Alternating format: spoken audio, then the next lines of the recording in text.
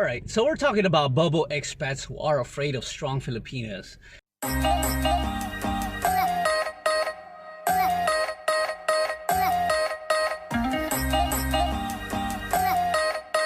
And you're gonna say, Andy Omar, what is a bubble expat? Well, let me tell you this. It's somebody who's always in their little circle, in their little place, and they never travel anywhere.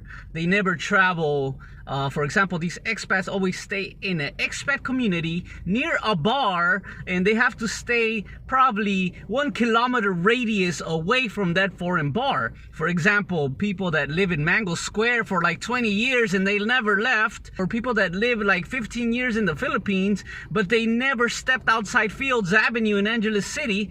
Those are bubble expats. They are on tourist visas or whatever, and they don't know a lick of Tagalog whatsoever. Expats that they believe that you don't get sex unless you pay. Expats that believe that the bars are the economy of the Philippines. They believe that they hold the economy of the weight of the Philippines all together. Other expat guys, they mainly travel, they mainly go out, they try to learn the language, deal with decent Filipinos, not just prostitutes. There's women out there, there's decent women out there. And that comes to my second part, that a lot of these guys, a lot of these foreigners, they're afraid of strong women. Women with degrees, women with an education, women with military service, women with achievements, businesses in life. There are a lot of single professional women out here. But of course, your favorite bloggers are gonna tell you, if she's been with an expat, then perhaps she's redlined, she's no more, or she's gone, or if she has an education, oh, they're not gonna love you as much. I don't get it. That's the thing about these weak expats that are afraid of strong Filipinas. For example, there's women that are single, they're in the PNP. Gotcha, bitch! Obviously criminals are gonna stay away. I wonder who.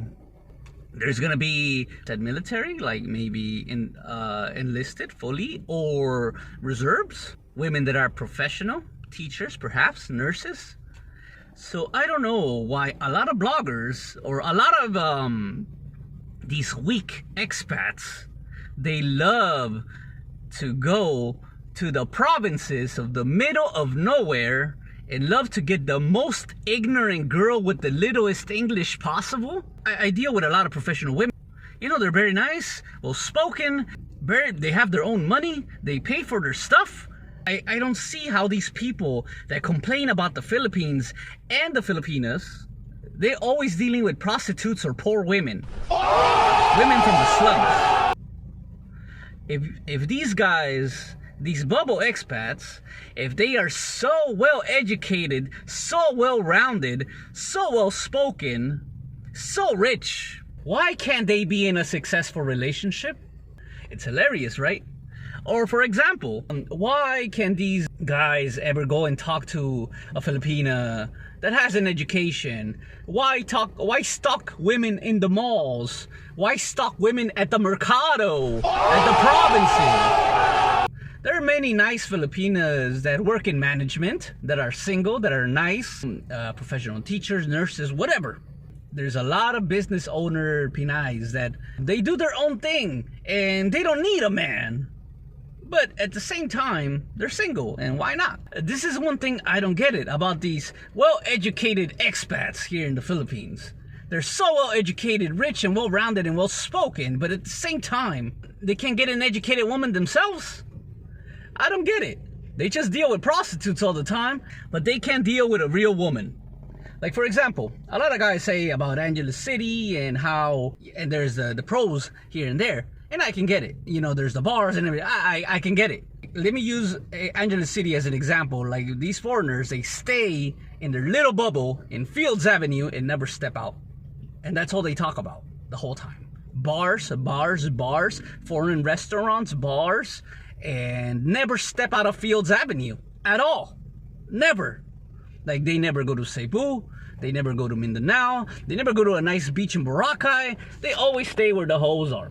And they never step out of Fields Avenue. Where in Fields Avenue, there's a lot of professional people. There's Clark Development Center. There's, there's Talabastaga nearby. There's San Fernando nearby. There's a lot of people, professional females that are doctors, attorneys, businesswomen around.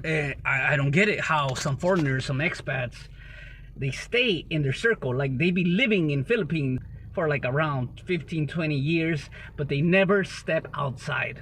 You get it? They don't know any lick of Tagalog whatsoever. You get it? They stay tourist visa for 20 years. You get it? So that is a bubble expat. They believe that all women are buyable. You know, you can buy. Oh, Andy Omar, how did you get this girl? How much did you pay? If you guys are so educated, this is my advice. Try to find an educated woman for you. Don't try to find these women in the slums. I don't know what's wrong with some of you guys out there looking for the girls at the Mercado, looking for girls in the SM stalls, looking for women in some slums in Tondo or some backwoods Mindanao, the Bao area. I really don't get it. I don't know what's wrong with these guys. I mean, there's a lot of women out there who have decent jobs, work, single, no kids. They're out there. There's plenty out there. There's a few subscribers always keep telling me about these online girls, and I tell them just don't. But they keep doing it, and then they're knuckleheaded and they get scammed. That is my rant, actually, because why are these expats, they complain about Philippines all the time. They're only exposed to the poor Filipinos. They're only exposed, they never expose themselves to actual, Philippines, where the actual professionals are. If they're so professional, then why don't they hang out with other professionals as well? There's plenty in Makati, plenty in Manila, westernized women with great English that speak better English than me, mind you. So that's one thing I could never get. Chasing women at the Mercado, how fucking dare you, man?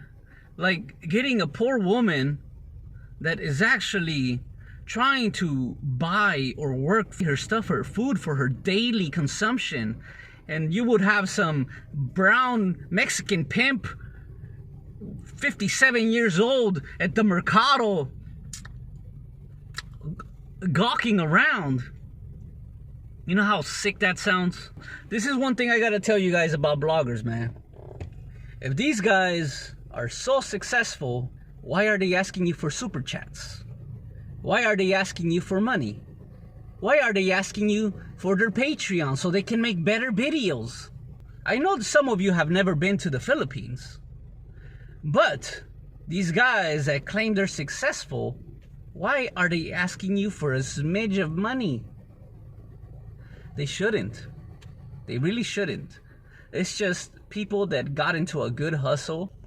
If you guys want to have a successful relationship, date somebody your own level. Women that might be 25, 30. At that time, if they're professionals, they might have a vehicle.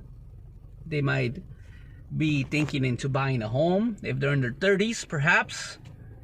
It's okay if they're single moms, but at least as long as they have their own money and take care of themselves, it's okay. But if they're over 25 with zero goddamn education and they got kids and zero motivations in life, and your relationship is gonna turn to shit. I'm telling you guys, getting an uneducated woman it's nice if you want to go F her around. For a relationship, it's not gonna work out, buddy.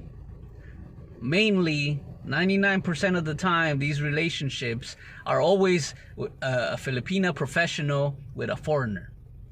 See these successful relationships that are there. Do not rush it. That's all I gotta say.